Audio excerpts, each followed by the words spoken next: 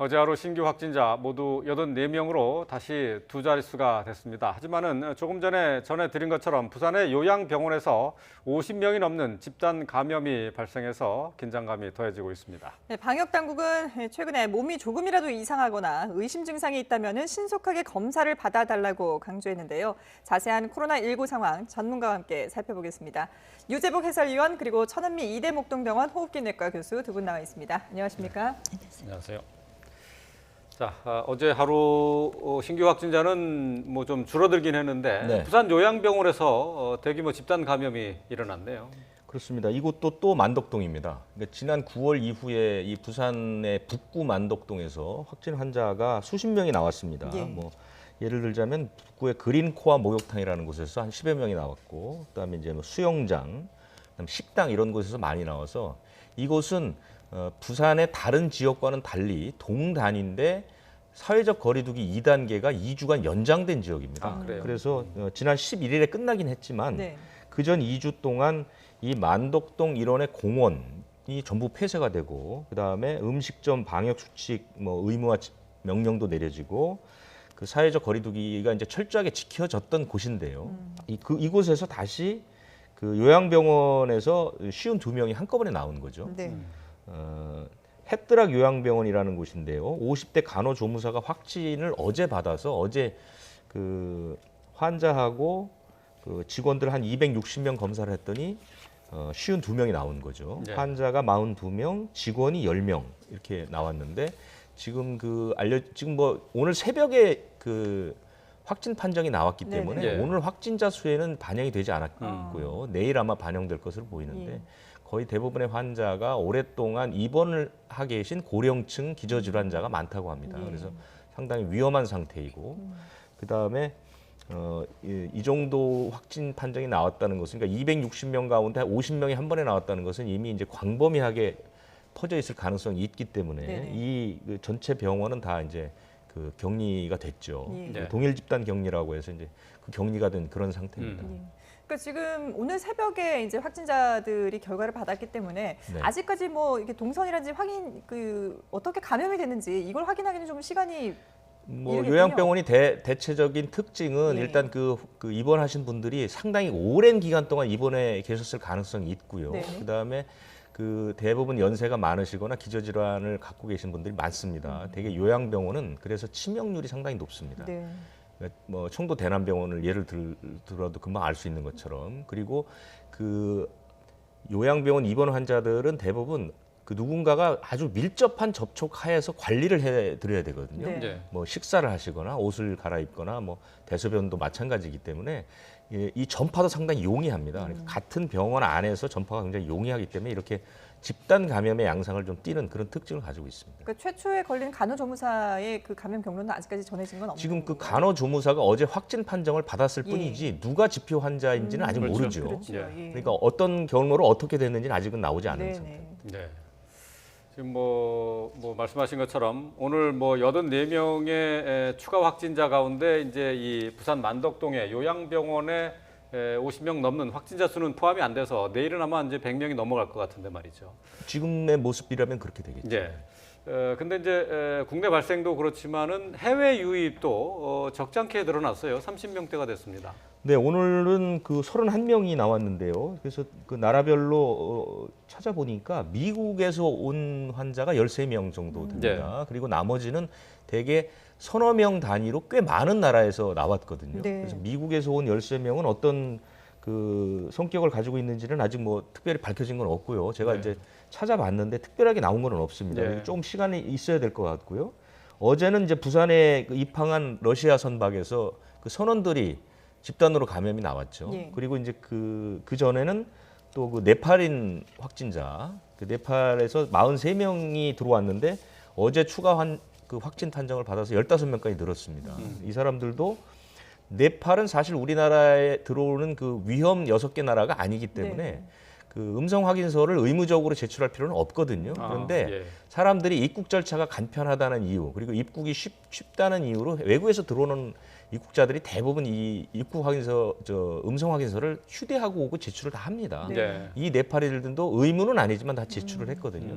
그런데 결과적으로 봤을 때는 그 가운데에서 다 냈는데도 불구하고 15명이나 확진을 받은 것이죠. 그래서 이 음성 확인서의 그 입국 국가, 그러니까 출발 국가의 그 신뢰도 이런 부분도 좀 검토를 해볼 필요가 있는 것이고, 러시아는 그 선박 가운데 일반 화물선에 그 확진이 11명이 확진을 받았는데요. 예. 이 사람들이 전부 무증상입니다. 네. 그래서 우리 방역 당국에서 확진자들을 하선시켜서 국내 병원에 입원을 시키겠다 이렇게 얘기를 하니까 그 러시아 선박 측에서 우리는 증상도 없고 괜찮다, 내리지 않겠다. 그래서 회황 조치가 됐습니다. 그 배가 그래요? 그냥 떠나버렸습니다. 네. 그 선원들을 확진받은 선원들을 태운 채 그냥 러시아로 돌아가는 그런 일도 있죠. 그러니까 이게 곳곳에서 뭐 약간의 부족한 부분이라든가 마찰들이 계속해서 일어나고 있습니다. 이런 부분들도 이제 기회가 될 때는 손을 좀 볼 필요가 있어 보입니다. 네. 자, 천 교수님, 지금 이제 그 정부에서 방역 당국에서 거리두기를 1단계로 완화한 이후에 이렇게 이제 집단적으로 감염되는 사례들이 나타나고 있는데, 물론 이게 이제 당장 거리두기를 완화했기 때문에 발생한 사례들은 아니겠지만 그래도 공교롭게 좀 이게 겹치다 보니까 많은 분들이 불안해하고 계시거든요. 천 교수님, 지금 이 상황을 어떻게 분석하십니까? 5월이나 8월처럼 급등을 하진 않았습니다. 왜냐하면 그때는 한 곳에서 우리가 네. 모르고 있는 상황에서 뭐 많이 발생을 한 거고, 하지만 지금은 전국, 특히 수도권이나 이런 곳 산발적으로 감염이 계속되고 있죠. 그러다 보니까 국민들이 조심을 하는 과정에서 한 곳에서 몇 명, 한 곳에 몇 명 이렇게 나오니까 수백 네. 명이 나오진 않지만 5월이나 8월에 비해서 정부 당국이나 국민들이 이게 조절하기는 훨씬 더 어렵다고 생각합니다. 네. 어디서 발생하는지를 모르는 거죠. 예. 그리고 두 번째로 말씀한 해외 입국이 지금 문제인데요. 유럽이나 미국이 지금 제2차 유행 대식에 들어와 있습니다. 네. 그래서 그래프 같은 걸 가끔 보시게 되면 쫙 올라가고 있어요. 물론 사망률은 그냥 평평하게 유지를 하고 있습니다만, 그렇기 때문에 해외 입국자들에 대해서 우리가 좀 더 검역을 철저히 해야 되고, 네. PCR 검사를 받아야 되는 국가도 좀 늘려야 될 것 같고요. 네. PCR 검사의 어떤 그 정확도 이런 것에 대해서 다시 한번 점검을 해봐야 될 것 같습니다. 네. 지금 뭐 부산에 대규모로 지금 환자가 발생한 만덕동에 있는 요양병원 같은 경우는 3월부터 면회를 제한했다고 하는데 말이죠. 출입을 통제를 하고. 그런데 이렇게 많은 환자가 나왔단 말이죠. 그렇다면은 이거는 뭐 외부의 전파 가능성보다 내부에서 전파가 됐을 텐데, 이게 특별한 감염원이 뭐 추정이 좀 될 수 있을까요?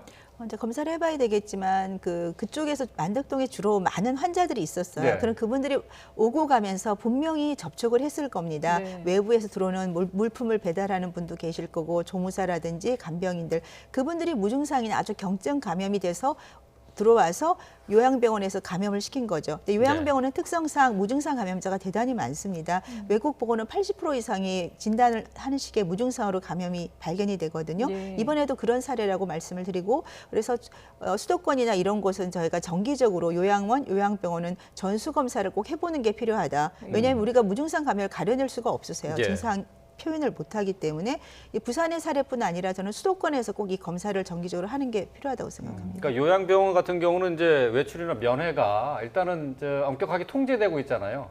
그래도 감염될 가능성이 있다는 거죠. 그렇죠. 거죠? 의료진이라든지 간병인들이 다 외부로 왔다 갔다 하시기 때문에 그분이 외부에서 감염돼서 들어왔을 때, 지금 러시아 선박도 그렇고 뭐 공부방 학생들도 보면 다 무증상 감염이에요. 이 바이러스가 그만큼 증상이 점점 좀 약하게 퍼지고 있다는 것을 증명하는 거라고 생각합니다. 네. 근데 그 요양병원에서 확진되는 사례들이 이제 무증상 감염이 많다고 하셨는데, 그게 이 요양병원에 있는 환자들의 특성상 자신의 증상이라든지 불편한 점을 얘기를 못하기 때문에 무증상으로 보는 건가요? 그렇죠. 발열이 심하게 난다든지 호흡곤란이 있기 전에는 우리가 잘 표현을 못하니까 예. 발견이 안 되는 거고, 그 무증상이 어떤 얘기냐면 단면 검사, 그러니까 지금처럼 전수조사를 했을 때 무증상이지만 나중에는 증상이 나타납니다. 그러니까 검사 시에 무증상이 많다는 얘기입니다. 그렇군요. 네.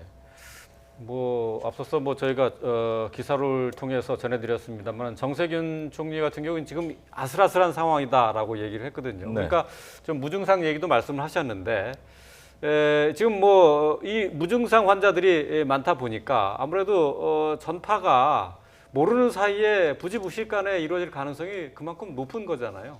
처음 코로나19가 발생했던 그러니까 올해 초하고 지금하고 이렇게 전체적으로 발생이나 이런 양태를 그냥 제 나름대로 분석을 해보면, 코로나19가 그 생존력과 전파력이 점점 강해지는다는 느낌을 많이 받거든요. 그러니까 이제 아무래도 코로나19에 좀 대응하는 그 대책들도 점점 고도화되고 약물도 이제 많이 좋아지다 보니까 바이러스가 이제 생존하기 위해서 좀 더 그 뭐라 그럴까요? 전파력을 좀 크게 키우고 이런 방식으로 가는 것 같아요. 그래서 어제 전 정부가 발표한 것 중에 눈에 띄는 것은 이와 관련해서는 증상 나오고 진단하는데 시간이 꽤 이제 길어졌다는 네, 거 네, 아닙니까? 그렇죠. 뭐 최장 그 2주 후에 확진을 받았다는 건데요. 예. 그런데 증상이 나타나고 난 뒤에 예, 그렇습니다. 의심 증상 후에 2주 후에 확진 판정을 받았다는 건데 코로나19는 심지어 증상이 나타나기 전부터 전파가 시작되거든요. 예. 그러니까 전파될 수 있는 기간이 20일 가까이 된다는 얘기가 되니까요. 그러니까 사실은 이제는 본인의 증상을 느끼고 얼마나 신속하게 검사를 받느냐 이것도 이제 상당히 중요해졌다 이렇게 생각이 됩니다. 예. 네. 자, 지금 속보가 들어왔는데요. 네.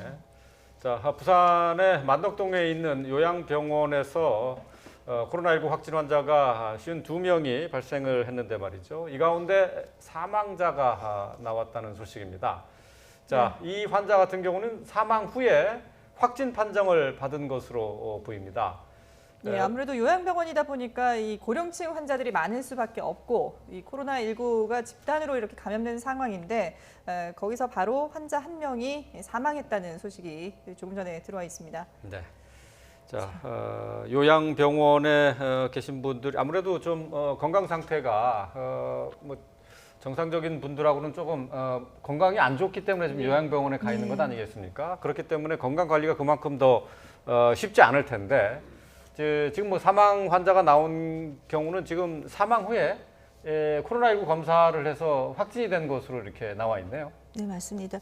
사망 후에 검사에서 확진되는 경우가 종종 있었죠. 네. 근데 사실 지금도 그 부산의 간호조무사 그때 주사 그건 경우도 이제 사망을 했지만 우리가 확인을 할 수 없었지 않습니까? 사실 원인 모르게 사망하는 경우는 꼭 검사를 하는 게 저는 필요하다고 생각을 합니다. 이분 같은 경우도 약간 증상이 있는 상태에서 아마 사망하셨을 것 같아요. 왜냐하면요, 요양병원에 계신 분들은 면역이 약한데 면역이 약하면 발열이라든지 그런 게 늦게 나타납니다. 네. 약하게 나타날 수 오히려 있어서. 그 네, 발열이 잘 그렇죠. 안 나타나는군요. 아기들은 면역 반응이 좋아서 바이러스가 조금만 들어오면 고열이 막 나죠. 그러니까 예, 예. 병원을 바로 예. 갈 수 있는데 연세가 많거나 기저질환 환자는 폐혈증이 와도 열이 안 나는 경우도 있으세요. 네, 그러다 보니까 정기적으로 혈액 검사는 엑스레이를 찍지 않고는 발견이 늦어지는 경우, 이 경우도 아마 그런 사례로 생각됩니다. 아, 그러면 그렇군요. 이분 같은 경우는 확진 후에 그 사망 후에 확진 판정을 받았다고 하면은 코로나19 때문에 사망을 한 것이라고 봐야 되는 건가요? 그러니까 기저질환이 있고 코로나19가 악화 요인으로 생각합니다. 네.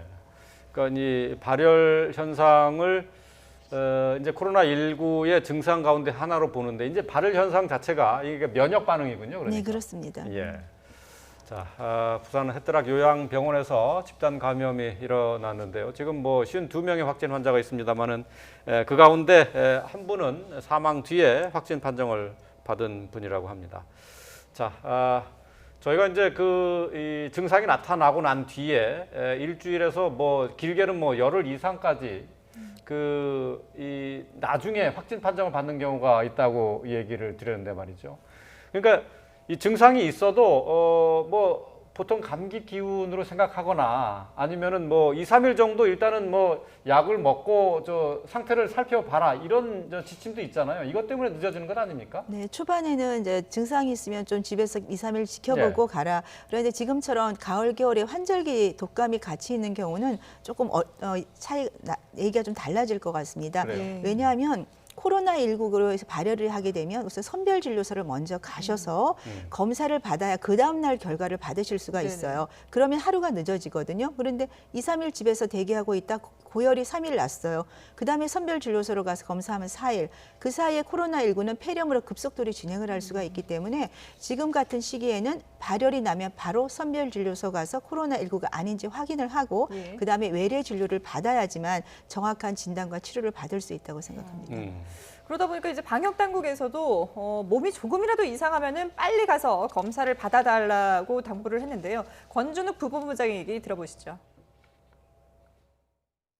최근에 발생한 집단 발생 사례에 대한 지표 중에서 증상 발생일로부터 코로나19가 확진되기까지의 기간인 진단 소요일 현황을 말씀을 드리면 5일 이상 지연된 경우가 발생하였습니다. 이에 따라서 국민들께 조금이라도 몸이 이상하거나 코로나19 의심 증상이 있으면 신속하게 검사를 받으시도록 당부드립니다. 특별히 다중이용시설, 방문 판매, 가족 모임 등 관련해서 지표 환자의 진단 소요일이 다소 긴 것으로 확인이 되었고, 이렇게 진단 소요일이 길어지게 되면 그 가운데 접촉자가 다수 발생해서 광범위한 추가 전파 초래의 가능성이 있기 때문에 각별한 주의를 촉구드립니다. 네, 지금도 알 수 있습니다만은 이게 지금 검사가 늦어지는 경우들이 상당히 보고가 되고 있나 보네요. 네, 그렇습니다. 지금 그 방역 당국에서 얘기한 게 4건인데요. 네. 그 부산 진구에 노래방이 있는데 이곳이 이제 그 지표 환자가 증상이 나오고 14일 만에 확진을 받았고, 그 수원의 스포츠 아일랜드라는 헬스 클럽 거기도 8일 만에 나왔고요. 네. 그다음에 이제 대전 추석에 그 가족 모임 네. 관련한 것, 그것도 지금 그 식사한 뒤에 첫 환자가 나온 게 9일 만입니다. 그리고 화성의 청소년 상담센터도 6일 만에. 예. 통상 알고 있기로는 코로나19 바이러스는 감염되면 한 3에서 5일 사이에 증상이 나타나고 일주일쯤이면 이제 확진 판정을 받을 네네. 수 있다고 나오잖아요. 그런데 지금 그거보다 훨씬 긴다는 얘기니까요. 지금은 아까 천 교수님이 몇 번 강조하신 것처럼 증상이 있을 때는 바로바로 검사를 받는 게 예. 중요할 것 같습니다. 예. 예. 뭐 많은 분들이 알고 계시지만은 뭐 기온과 습도가 낮아지면은 코로나 바이러스의 생존 기간도 그만큼 더 늘어난다고 하는데 말이죠. 그러니까 날이 추워지더라도 환기 자주 해야 되고 뭐 소독도 게을리해서는 안 된다는 그런 얘기가 되겠네요. 네, 기온과 습도가 낮아지게 되면 우선 습도가 낮아지면 바이러스가 건조해지니까 예. 둥둥 떠다니겠죠. 물기를 머금어야 얘가 떨어질 텐데 네. 그래서 습도를 최소한 40에 60%를 유지하고 40% 미만이 되면 많이 바이러스 공기 중에 떠다닐 수가 있고요. 기온이 냉장 온도가 되면 20일 이상 생존한다는 연구도 있습니다. 그러니까 그래요. 겨울이 되면 확실히 바이러스 생존율이 높아지게 돼 있습니다. 그러니까 그런 점에서 우리가 밀폐된 공간에 있을 때는 항상 마스크 착용을 해야 되고, 그리고 손 씻기도 굉장히 중요하고, 최근에 이제 이렇게 소독제 같은 거에 대한 이야기가 있는데 소독제 절대 공기 중에 뿌리시면 안 되고요. 예. 항상 그래요? 닦아주셔야 됩니다. 공기 중에 뿌리면 그게 흡입이 되게 되고 우리 기관지나 이런 데 굉장히 유해한 얼마 전에 그럴 기사가 수 나온 게 네. 있었잖아요. 요드 포비돈인가요? 네. 그걸 빨간 이제 약이라고 부르는. 예, 그걸 이제 공기 중에 뿌리면 안 된다는 얘기죠. 아니요, 포비돈이 아니고요. 예. 우리가 그 살균제. 아, 살균제, 소독제 일반 같은 그 그렇죠. 소독제. 예. 예. 지금도 방송에 보면 이렇게 소독을 한다면서 공기 중에 쫙 분사를 하는데 예, 예. 공기 중에 바이러스 양은 굉장히 작아요. 5% 미만이라고 아, 되어 있고요. 예. 대부분 이런 데 묻어 있거든요. 예. 이런 데를 알코올이나 그런 거를 깨끗이 닦아주시는 게 필요하고, 말씀하신 포비돈은 그 코로나19의 살균력이 매우 높지만 사실 우리가 인체에 먹거나 뿌릴 수는 없는 그렇죠. 약입니다. 예. 그러니까 알코올성이 들어있는 그 살균제를 뿌리지 말고 이 헝겊 같은 데 묻혀서 이렇게 닦으라는 말씀이죠. 네네. 그리고 그 가습기 살균제에 들어있던 예. 그 성분들이 많이 들어있습니다. 이게 손소독 티슈라든지 살균제에서 분사형을 쓰지 마시고 네. 알코올로 되어 있는 젤 같은 걸로 이렇게 손을 닦는 게 가장 좋을 것 그래요? 같습니다. 근데 저희가 이제 방역을 한다고 하는 자료 화면을 보여드릴 때 보면은 공기 중에 이렇게 네. 분무하는 경우 있잖아요. 그거 안 된다는 얘기입니까? 네, 그렇죠. 질병청에서도 그렇게 하지 말라고 저번에 분명히 얘기를 했고요. 왜냐하면 공기 중에 바이러스 양은 굉장히 제일 작다고 말씀드렸고, 그게 공기 중에 분사를 시키면 밀폐된 공간에 우리가 들이마실 수밖에 예, 없거든요. 예. 그러니까 항상 닦아주세요. 이런 데 가장 아. 많이 묻어 있다고 연구가 되어 있습니다. 아, 예. 자, 그런가 하면 지금 또 방역 당국에서는 지금 뭐 이 추석 연휴 이후에 폭발적인 증가세는 지금 이제 뭐 없지만 가을철 산행을 가는 분들이 이제 늘어나지 네. 않겠습니까? 이제 단풍철이 되다 보니까요. 그런 분들이 또 이동하면서 혹시나 이게 또 폭발적인 증가가 되지 않을까 우려를 하고 있는데요. 가을철 산행을 갈 때 좀 조심해야 되는 부분들 어떤 것들이 있을까요? 사실 가을철 산행은 건강에 굉장히 좋습니다. 네. 유산소 운동도 되지만 비타민도 많이 섭취할 수 있고 네. 굉장히 좋은데, 네. 단체로 가게 되면 2, 30명이 가게 되면 버스라든지 차가 같이 이동을 하죠. 예. 그 과정에서 감염이 될 수 있고, 또 단체로 가니까 분명히 산행 후에 식사를 많이 하게 되죠. 2, 30명이 식사를 하다 보면 우리가 사례도 있듯이 단체 감염이 될 수 있기 때문에 네. 그러니까 산행 후에 뒤풀이나 식사 때 최대한 감염을 방지하기 위해서는 가족 단위 소규모로 산행 가는 것이 좋을 것 같습니다. 이제 자, 계속해서 이제 독감 백신 얘기를 좀 해보도록 하겠습니다. 어제부터 일단 무료 접종 13세에서 18세까지 네. 다시 재개가 됐는데 말이죠. 근데 백신 맞으러 갔다가 허탕쳤다는 분들이 많이 있더라고요. 그 대한 소아 청소년 의사회라는 곳에서 이건 뭐 아직까지 방역 당국에서 검증한 것은 아니지만 주장은 뭐냐면 말이죠.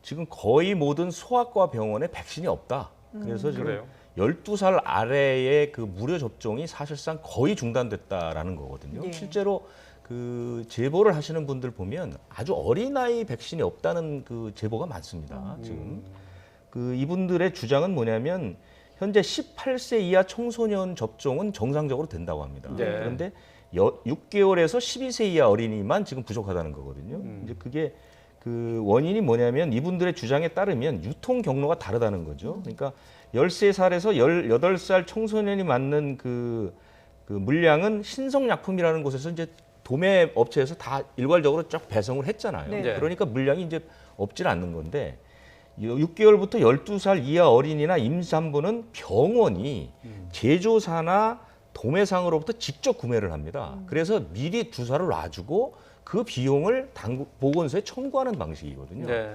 그런데 이 사람들이 그러니까 그 제조사나 의약품 도매상들이 무료 백신을 지금 물량에 차질이 있을 것으로 예상이 되니까 무료 백신을 공급을 안 하고 있는 거죠. 유료 백신 우선 공급, 물건은 똑같은 물건이거든요. 네. 그러니까 예. 유료 백신 쪽으로만 우선 배당을 하고 무료 백신을 일반 병원에 공급을 안 하고 있다는 거죠. 그렇기 때문에 지금 그 12살 이하의 어린이용 무료 백신이 부족하다. 이 현상이 일어나고 있다는 거거든요. 그러니까 좀 더 들어가 보면 이것은 이제 백신 가격 차이 때문에 그렇습니다. 무료 백신이 지금 유료 백신보다 훨씬 싸거든요. 네. 그러니까 제조사나 유통사 입장에서 보면 비싼 거를 우선 공급하고 싶겠죠. 그렇기 때문에 유료 백신을 우선적으로 공급하고 무료 백신을 공급하지 않고 있다. 그래서 지금 이 그 백신 무료 접종을 못 받는 어린아이들이 많다. 지금 이것이 이 협회의 주장입니다. 아, 그래요? 실제로도 이제 맞지 못하는 그다는 것을 호소하는 부모들이 상당히 많고요. 예. 이것도 이제 방역 당국이 빨리 이제 조사를 해봐야 될 것 같습니다. 지금 뭐 일반 병의원에서 독감 백신 구하기가 쉽지 않다고 하는데 말이죠. 지금 그 계신 병원은 어떻습니까? 거긴 종합병원이라 좀 다를까요? 네, 조금 다른 것 같습니다. 그러니까 고위험군 제한자다 고위험군이라서 사실은 무료가 이번 달에 말에 되니까 네. 이미 10월 달 전에 9월 달에 대부분 많이 맞으시고요. 또 오셔서 독감을 맞아야 되냐 물어보는 분도 많습니다. 그래서 제가 잠깐 문의를 해봤더니 유료와 무료가 거의 비슷하게 지금 나가고 있어요. 그리고 특히 무료가 많이 나가는 게 아니고 유료를 또 맞는 경우가 많다고 합니다. 그래요? 그거는 약간 조금 어떤 그 무료 불안감? 백신에 대한 불안감이 네. 있어서 그런 것도 있지 않나 생각합니다. 무료에 대한 불안감이요? 그 무료 백신이나 유료 백신이나 똑같은 거 아니에요? 성분은 결국은? 똑같은 거 아니에요? 그렇죠. 회사가 같이 들어올 수가 있는데 예. 이제 일반인들 입장에서는 유료 백신은 정확히 좀 그런 문제가 없지 않나 하는 그런 좀 그러니까 생각을 유통 갖고 있는 과정에서 거죠. 그 유료 백신이 조금 더 관리가 철저하게 됐을 것이다라고 그런 이제 생각을 좀 갖고 거군요. 있는 것이고 예, 그런 것 실제로 같습니다. 어떻습니까? 그렇습니까? 차이가 있어요? 유통 과정이 뭐 정확히 된다면 지금 괜찮을 것 같은데요. 저 개인적으로 부모님 입장에서는 아이들을 맞는 거니까 조금 걱정을 하시는 것 같습니다. 네. 사실은 병원에서도 유료 접종을 선호할 수밖에 없는 게요. 무료 접종을 하게 되면은 그 보건소로부터 이 병원이 받는 돈이 백신 값, 네. 백신비하고 시행비라고 해서 19,000원 정도를 받거든요. 예. 근데 이제 그 백신비는 제조사한테 주는 거고 병원은 이제 한 명을 맞추면 그 시행비라는 19,000원을 받게 되는 겁니다. 무료 접종일 때는. 네. 근데 유료 접종을 하게 되면 보통 4만 원 정도 하거든요. 그렇죠. 4만 원 정도인데 백신 가격이 15,000원 정도밖에 안 하니까 병원의 입장에서 보면 유료 접종을 하는 게 수익이 더 많죠. 아. 이런 구조가 있습니다. 그렇기 네. 때문에 병원에서도 사실은 뭐 유료 접종을 좀 권하는 그런 경향이 크고 아. 이제 조금 전에 말씀하신 것처럼 이제 부모들 입장에서는 아무래도 이제 그 무료 백신이 무슨 이런 사태들이 네. 일어나니까 빨리 맞아야 되겠다라는 생각 때문에 아이들을 지금 무료 백신 대상자들을 자꾸 유료로 맞추는 경향도 있고 이런 방식으로 가고 있는 거죠. 네. 이건 방역당국에서 한번 좀 살펴봐야 될 그러게요. 부분이 아닌가 그런 생각이 좀 드는데 말이죠. 자, 유통 중 상온에 노출이 되고 백색 입자가 발견되는 사건까지 있었습니다. 이렇게 사고가 겹치면서 독감 백신이 대거 회수가 됐죠. 이 때문에 예방접종이 제대로 될 수 있겠느냐 하는 우려의 목소리가 있습니다. 자, 이에 대한 식약처의 입장 잠시 들어보겠습니다. 현재 지금 우리 110만 도주가 지금 폐기됐습니다. 추가 확보 방안은 어떻습니까? 올해 제조 생산업자들로부터 얼마큼 생산할 수 있는지 조사를 한 게 아니 그래서 있습니다. 추가 확보 방향이 어떻게 됩니까 예, 지금? 저희 조사했을 때 2,964만 도즈를 생산할 수 있다고 9월에 했는데 저희한테 현재 출하 승인을 신청한 그 분량이 3,004만 개여서 40만 도즈가 더 많이 생산해서 아니, 부족한 100만 분에 대해서는 원래 당초 생산 계획보다 회사에서 지금 40만 도즈를 좀 더 추가 이미 생산했기 때문에 그걸로 일부를 저희가 충당하고자 하고. 네. 자, 지금 110만 명분은 일단 뭐 폐기된 것은 알고 있습니다만은 네. 이제 추가로 40만 명분을 추가로 생산하겠다는 거 아니에요? 그러니까 지금 그 방역 당국이 예비로 확보한 물량이 한 34만 명분 되거든요. 네. 요것은 이제 한 16일까지 일선 병원에 다 이제 배송이 됩니다. 투입이 되죠. 이것은 이제 12살 아래 어린이 무료 접종용으로 우선 쓸 네. 겁니다. 그러니까 34만 명분 정도가 빠지고요. 거기에다가 이제 조금 전에 식약처장이 얘기한 것처럼 당초 계획보다 40만 명분 정도가 더 이제 생산이 된다는 거니까요. 이거는 이제 시차를 두고 다시 공급이 되겠죠. 그러면 사실상 그 수치상으로 봤을 때는 큰 문제는 없죠. 더구나 올해는 500만 명분을 더 이제 투입하기로 접종하기로 한 거 아닙니까? 네. 물량이 더 있다는 얘기니까요. 그리고 예년에 그 남았던 분량을 생각해 보면 수치상으로는 큰 문제가 없을 것 같은데 문제는 이제 심리적인 문제죠. 그러니까 사람들이 지금 점점 날씨도 갑자기 추워지는 데다가 뭐 접종 물량이 문제가 있을까 하는 불안감 때문에 너도나도 맞고자 하는 사람들이 몰리다 보니까 네. 어제 저 접종 재개한 곳은 막 줄을 뭐 상당히 네. 길게 서고 그러지 않았습니까? 그러니까 사실은 그 저번에 그 마스크 대란 때처럼 조금만 그 여유를 갖고 생각을 하시면, 왜냐하면 독감 유행 시기는 보통 11월 15, 16일입니다. 그러니까 지금은 아니고요. 2주 정도 이제 그 예방주사 맞았을 때 잠복기를 고려해도 아직 시간이 아주 급한 건 아니니까요. 네. 조금 우선 맞을 분들을 배려하는 마음만 있으면 사실은 큰 문제 없이는 지나갈 것 같습니다. 네, 알겠습니다.